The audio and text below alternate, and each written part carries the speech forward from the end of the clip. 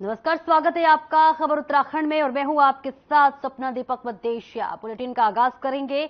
बद्रीनाथ और मंगलौर विधानसभा सीट पर उपचुनाव को लेकर कांग्रेस लगातार जीत का दावा कर रही है और देखिए सभी दल प्रचार प्रसार में जुटे हुए हैं, जिसको लेकर बीजेपी के प्रदेश प्रवक्ता नवीन ठाकुर का बयान सामने आया है। क्या कुछ कहा है उन्होंने, आइए आपको सुनवाते हैं।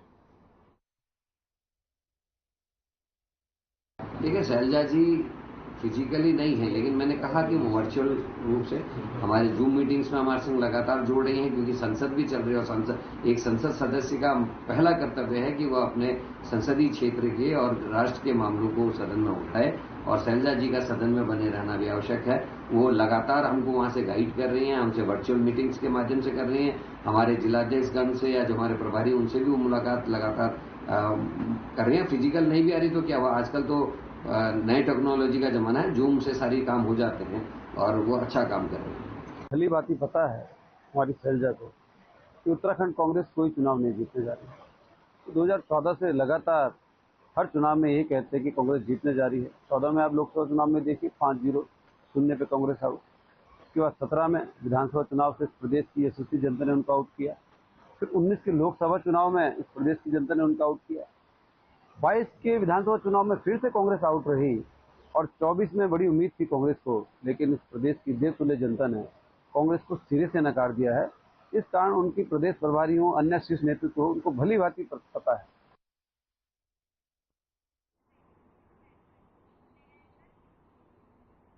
और इस बीच बड़ी खबर आ रही है, जहां आपको बता दें कि मानसून के दस्तक के साथ ही प्रदेश भर में बारिश शुरू हो चुकी है। पौड़ी जिले में सबसे ज्यादा बारिश हुई और इसी के साथ देखिए कई जिलों में बारिश का अलर्ट जारी किया गया है।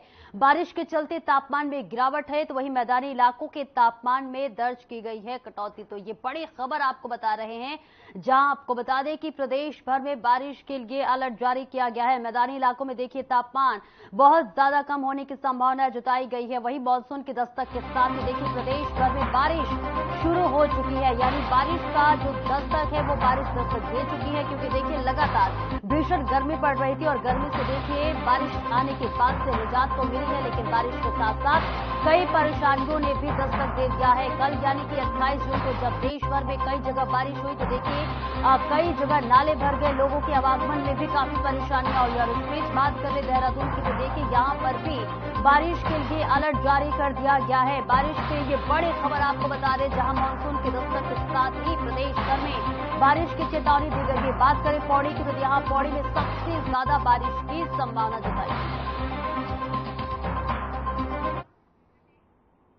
वहीं वन और पंचायत मंत्री सुबोध उनियाल की अध्यक्षता में देखिए राज्य में वन पंचायतों के सुदृढ़ीकरण, पौधारोपण, हरबेला और इसी के साथ साथ बल महोत्सव, NTFP, हर्पल मिशन और वन पंचायती में पौधारोपण करने को जो है वन पर्यावरण मंत्री ने निर्देश जारी कर दिया है। वहीं 16 जुलाई को राज्य में हरेला पर्व मनाया जाएगा। वहीं वन और पर्यावरण मंत्री सुबोध उनियाल ने स्वैच्छिक संगठनों जैसे छात्रों, वन पंचायतों, जनप्रतिनिधियों, ग्रामीणों के सहयोग से हरेला कार्यक्रम मनाए जाने के लिए भी जो है प्रभागीय वन अधिकारियों को दिशा निर्देश दिया। और साथ ही देखिए हरेला वन के लिए वन अनुभाग में पौधारोपण करने के भी दिशा निर्देश दिए गए हैं।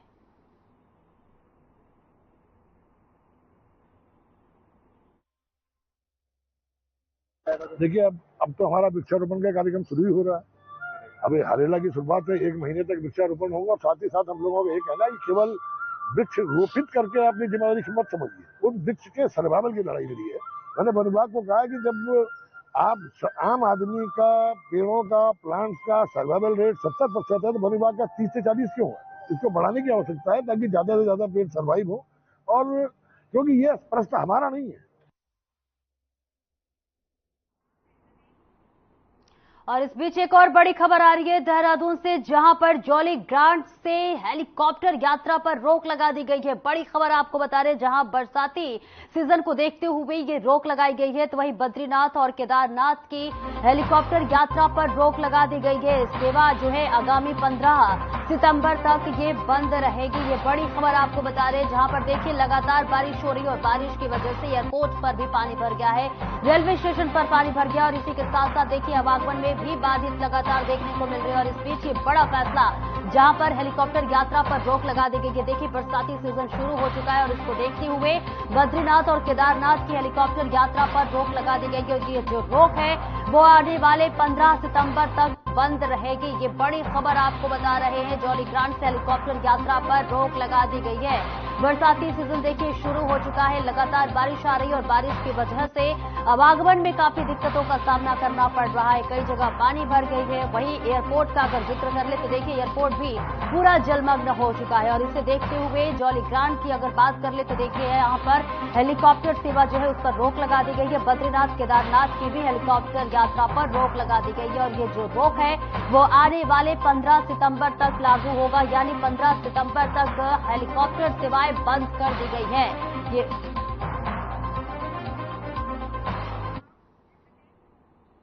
वही राज्यपाल के यहां पिछले और माह से देखिए लंबित पड़े राज्य आंदोलनकारियों के क्षैतिज आरक्षण के मामले को लेकर आंदोलन यूकेडी नेता महेंद्र सिंह रावत ने 30 जून को यूकेडी के मुख्यमंत्री आवास के घेराव की बात करते हुए कहा कि सरकार राज्य आंदोलनकारियों के मांगों को लेकर बेहद गंभीर है, लिहाजा मजबूरन उन्हें मुख्यमंत्री आवास का घेराव करना पड़ रहा है।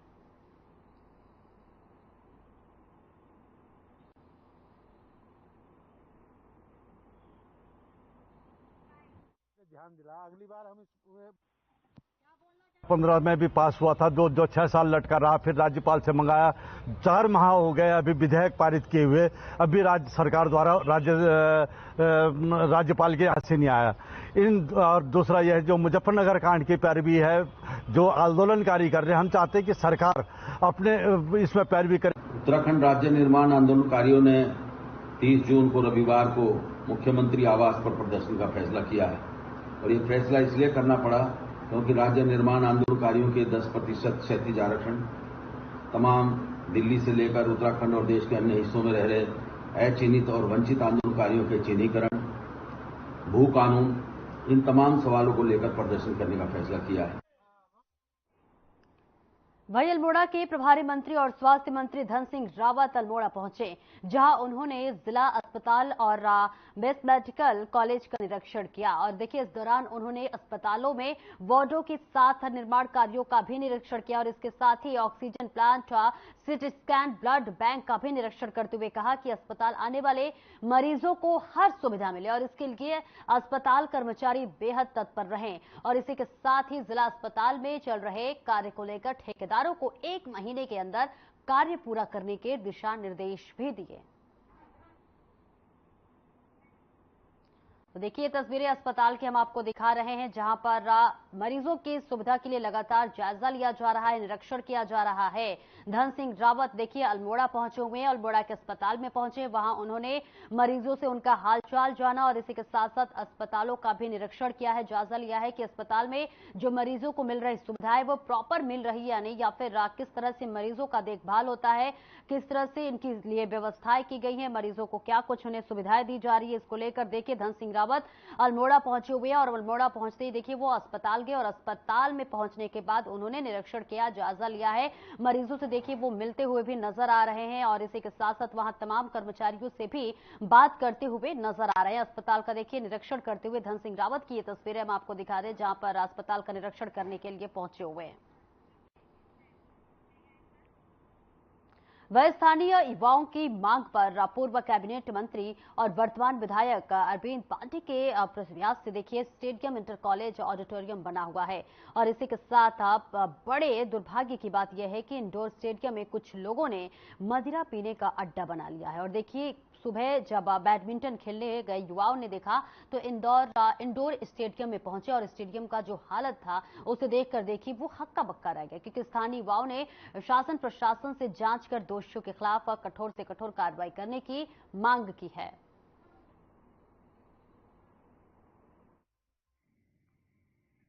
देखिए बहुत प्रतीक्षा के बाद ये स्टेडियम का निर्माण हुआ है। क्षेत्र के जितने खेल प्रेमी हम लोग तो अब पुराने हो गए हैं, इसलिए हम भी वर्षों से इसकी मांग करते आ रहे थे। हमारे जितने भी यहाँ पर जनप्रतिनिधि, पत्रकार, समाज सेवी, क्षेत्र के सभी लोग, क्योंकि खेल दिनेशपुर की एक जो है बहुत बड़ी उपलब्धि है और काफ़ी लोकप्रिय है खेल, चाहे क्रिकेट हो फुटबॉल हो। तो सभी की मांग थी कि एक मैदान यहाँ पे स्टेडियम का निर्माण हो। तो यहाँ पे हमारे जो है वर्तमान खेल मंत्री अरविंद पांडे जी ने यहाँ की भावनाओं को समझा और उन्होंने स्टेडियम की सौगात दी यहाँ पे और साथ में इंडोर स्टेडियम भी दिया। मैं देखता हूँ इन युवा साथियों को, भाइयों को, प्रतिदिन ये लोग सुबह आते हैं और प्रतिदिन का जाड़ा हो, गर्मी हो, बरसात हो, यहाँ खेलते हैं। अच्छा लगता है कि जो इस समय समाज में एक नशा व्याप्त है, बीड़ी, पान, सिगरेट, गुटखा, शराब, मोबाइल, फेसबुक, इंस्टाग्राम, ये जो नशा फैला हुआ है, इस नशे से दूर होए युवा और गेम की ओर आगे बढ़े। खेल का नशा इनमें हो, जज्बा हो, देश के लिए कुछ करने का नशा हो, परिवार के लिए कुछ करने का नशा हो, उद्देश्य यही था। बैडमिंटन। और दूसरी बात है कि जब हम अंदर आते हैं तो यहाँ पे हमारे कुर्सियां नहीं मिलती है कि हमारी कुर्सियां कहाँ गई है, बल्कि वो कुर्सियां इंडोर की नहीं है, वो कुर्सियां हम क्या कहते हैं बाहर से लेके आए हैं, मतलब टाउन एरिया का ही है, वो लेके यहाँ पे हम आए कि हमें बैठने की सुविधा मिले। तो वो कुर्सियां नहीं मिल रही थी, तो हम कुर्सियां ढूंढने गए, तो ऊपर जाके देखे कि ये स्थिति है कि वहां पे दारू की बोतल है, बियर की बोतल है, मीट है, मछली है, सब है। और साथ में यहाँ पे जितने भी खिलाड़ी हमारे सब आप लोगों को बुलाए हैं।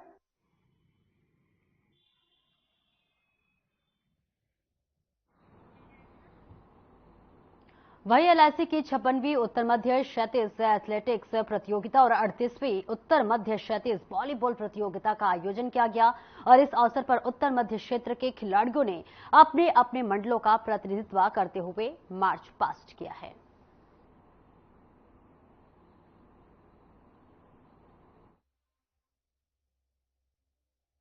ये देहरादून मंडल का सौभाग्य है कि उत्तर मध्य क्षेत्र, जिसमें 2 स्टेट आते हैं, यूपी और उत्तराखंड, उस जोन की 56वीं एथलेटिक्स मीट और 38वीं वॉलीबॉल प्रतियोगिताएं आज यहाँ पे आयोजित हो रही हैं, आज और कल में। और इससे पूर्व में भी हमने अखिल भारतीय स्तर की भी देहरादून मंडल ने एथलेटिक्स मीट आयोजित की थी।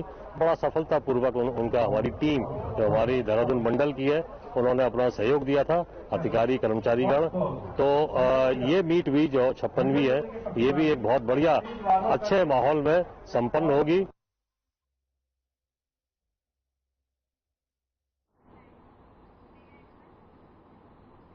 वहीं देहरादून में hotel Pearl Avenue, ring road और लातपुर में कृषि और कृषक कल्याण विभाग, भारत सरकार द्वारा राजस्व परिषद और इसी के साथ साथ आपको यह भी बताते चले कि भारत विभाग और राजस्व परिषद के अलावा देखिए संचालित कृषि संगणना योजना के अंतर्गत देखिए दूसरे और तीसरे चरण का प्रशिक्षण कार्यक्रम संपन्न हुआ। इसी के साथ आपको बता दें कि कृषि संगणना के आंकड़ों का उपयोग कई हितधारकों द्वारा विकास योजना, सामाजिक आर्थिक नीति निर्माण और राष्ट्रीय प्राथमिकताओं की स्थापना के लिए किया जाता है। वहीं कृषि गणना योजना के दूसरे चरण में प्रदेश के 20% राजस्व ग्रामों में सिंचित और असिंचित क्षेत्रफल, जोत के पट्टे की सूचना और फसल पैटर्न को एसी जेन्यो ऐप के माध्यम से जो है फिट कर डाटा संकलन किया जाता है। और कृषि गणना के तीसरे चरण में काश्तकार के परिवार के सदस्यों की संख्या, शिक्षा का स्तर, आयु और काश्तकार का द्वारा उपयोग किए जाने वाले इनपुट, खाद, रासायनिक उर्वरक, बीज, दवाइयां, कृषि ऋण और इसी के साथ साथ कृषि यंत्र, सभी चीजों का सूचना संकलित की जाती है। तो देखिए आपको बता रहे हैं जहां पर तीसरा प्रशिक्षण कार्यक्रम का ये जो कार्यक्रम है वो फिलहाल संपन्न हो चुका है। और इस बीच देखिए कई तरह के निरीक्षण भी किया गया और कई तरह की देखिए बातें भी की गई, क्योंकि देखिए कृषि कल्याण विभाग का ये पूरा कार्यक्रम बताया जा रहा है जहां फसलों से संबंधित, कृषियों से संबंधित, किसानों से संबंधित, चाहे वो खाद्य हो, बीज हो या फिर किसी भी कृषि यंत्र के बारे में देखिए जांच की गई और इसी के साथ साथ इसके बारे में भी जिक्र किया गया। मॉडल और डिजिटलाइजेशन पर भी बात किया गया, क्योंकि आने वाले समय में देखिए जो कृषि का क्षेत्र है वो जो है लगातार डिजिटल के स्तर पर भी आगे बढ़ता हुआ नजर आ रहा है। तमाम तरह की देखिए मशीनें भी अब पैटर्न पर काम हो रहा है और फसल को देखिए फसल पैटर्न के साथ भी इसे डिजिटल बनाने के लिए पूरा प्रयास किया जा रहा है। वही उत्तराखंड के उधम सिंह नगर में पंतनगर एयरपोर्ट पर कुछ समय पहले एक ईमेल आया जिसमें पंतनगर एयरपोर्ट को बम से उड़ाने की धमकी जैसे मैसेज थे। जब पुलिस ने उसकी जांच पड़ताल की तो पता चला कि ये मैसेज राजस्थान से किसी ने वाईफाई का इस्तेमाल कर मेल किया है। तो वही पुलिस की एक टीम को राजस्थान भेजा गया और आपको बता दें कि इसकी जानकारी जैसे ही पुलिस को मिली, पुलिस तत्काल हरकत में आई और जांच में जुट गई है।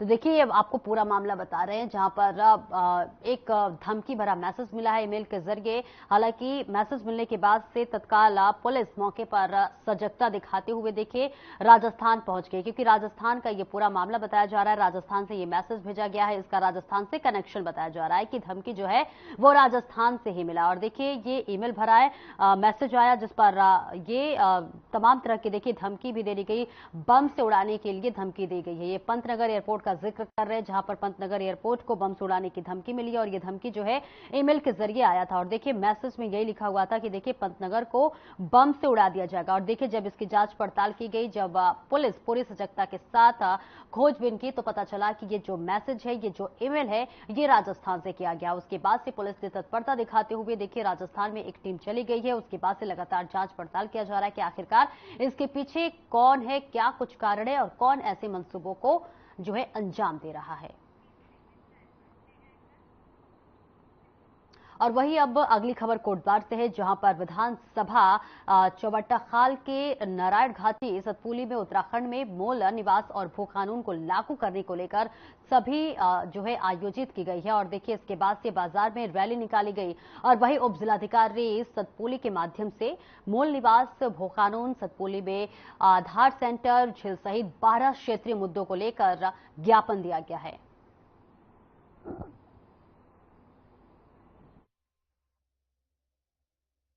नयार घाटी सतपुली में आज मूल निवास और भू कानून, जो कि उत्तराखंड के लिए बड़ा महत्वपूर्ण विषय है, जिसके लिए आज यहाँ पर एक बृहद रूप से रैली का आयोजन भी किया गया था और यहाँ पर एक जनसभा का भी आयोजन किया गया। हालांकि बरसात के कारण थोड़ा सा कुछ लोग कम रहे और कुछ संख्या बल कम रही, लेकिन इस आंदोलन को निरंतर जारी रखा जाएगा। अब नयार घाटी क्षेत्र में दोबारा से मूल निवास और भू कानून को लेकर के एक बृहद रूप से आंदोलन किया गया। आज हमने सतपुली में मूल निवास और भू कानून पेपर लीक जैसे मामलों पे हमारे द्वारा आज एक रैली की गई और उसमें हमारे द्वारा सभा भी की गई, जिसमें कि हमारे मुद्दे क्षेत्रीय मुद्दे भी रहे। क्षेत्रीय मुद्दों में एक सबसे बड़ा जो हमारा मुद्दा रहा वो झील का रहा है।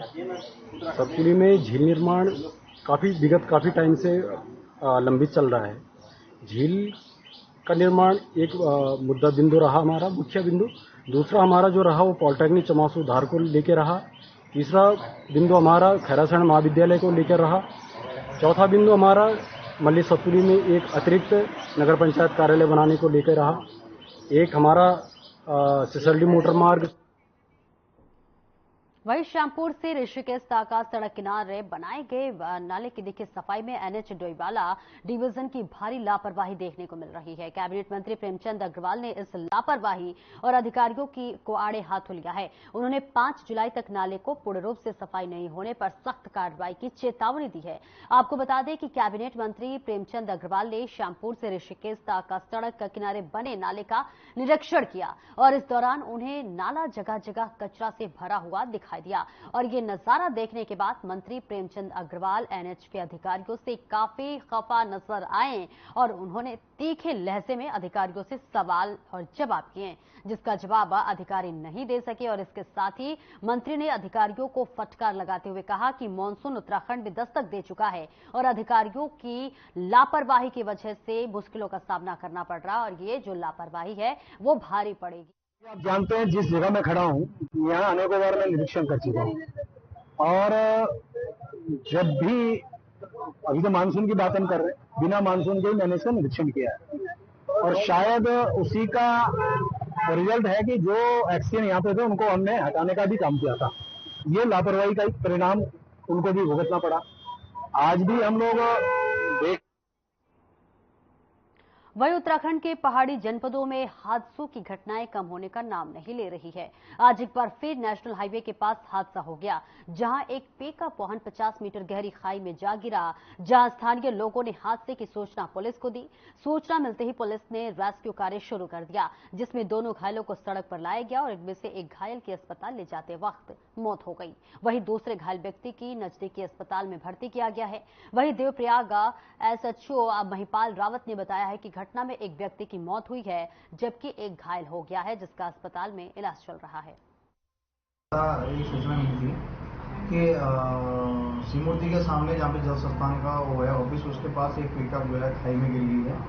इस सूचना पर हम लोग सभी मौके पर पहुंचे तो देखा कि एक गाड़ी पिकअप जो है खाई में गिर रखी थी और उसमें 2 व्यक्ति सवार थे, जिसमें एक घायल था तथा दूसरे को गंभीर चोट थी। लग रहा था कि शायद उसकी मृत्यु होगी, तो उनको हॉस्पिटल आए।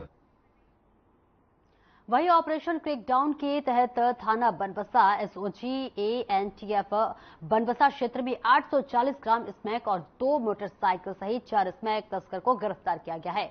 बता दें कि इस वर्ष सबसे बड़ी मात्रा में स्मैक का रिकवरी हुई, जिसकी अंतर्राष्ट्रीय कीमत 85 लाख रुपए आकी गई है। ड्रग फ्री देवभूमि के तहत जो हमारी एनडीपीएस के खिलाफ नशे के खिलाफ कार्रवाई जो है वो जनपद चंपावत की पुलिस की तरफ से जारी है। इसमें कल हमारी एसओजी की टीम तथा एएनटीएफ और थाना बनबसा की टीम इनके ऑपरेशन के दौरान स्ट्रॉन्ग फार्म के पास नेशनल हाईवे पे बनबसा क्षेत्र में 4 तस्करों को पकड़ा गया। उनके पास से 2 मोटरसाइकिल और 4 मोबाइल फोन। ये बड़ा भंडाफोड़ हुआ है स्मैक तस्कर का, जहां पर स्मैक की देखिए तस्करी की गई है और यहां पर एक पुलिस को बड़ी सफलता हाथ लगी है, जहां 25 लाख रुपए हालांकि इसकी कीमत बताई जा रही है।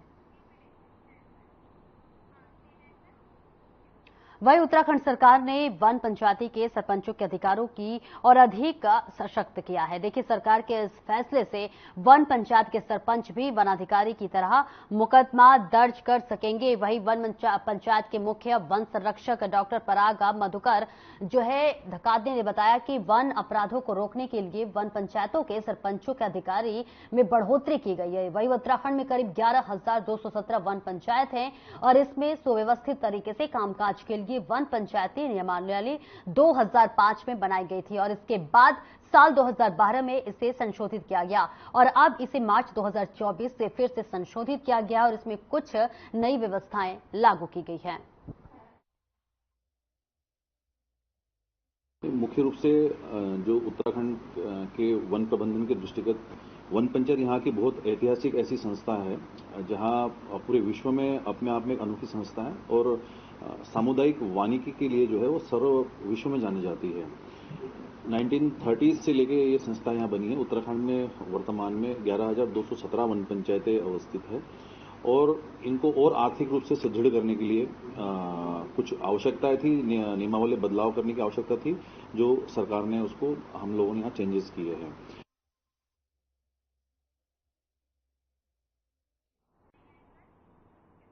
और इस बीच देहरादून से एक बड़ी खबर आ रही है, जहां आपको बता दें बद्रीनाथ दौरे पर कांग्रेस प्रदेश अध्यक्ष हैं। जी हां, 29 जून से 3 जुलाई तक दौरे पर रहेंगे करण माहरा।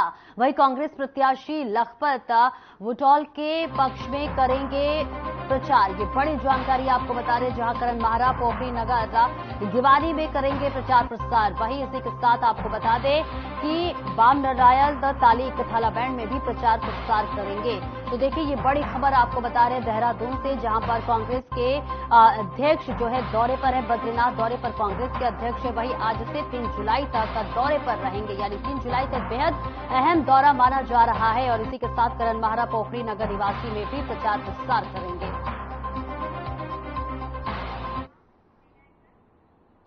वही एलआईसी की 56वीं उत्तर मध्य क्षेत्रीय एथलेटिक्स प्रतियोगिता और 38वीं उत्तर मध्य क्षैतिज वॉलीबॉल प्रतियोगिता का आयोजन किया गया। इस अवसर पर उत्तर मध्य क्षेत्र के खिलाड़ियों ने अपने अपने मंडलों का प्रतिनिधित्व करके मार्च पास्ट किया है।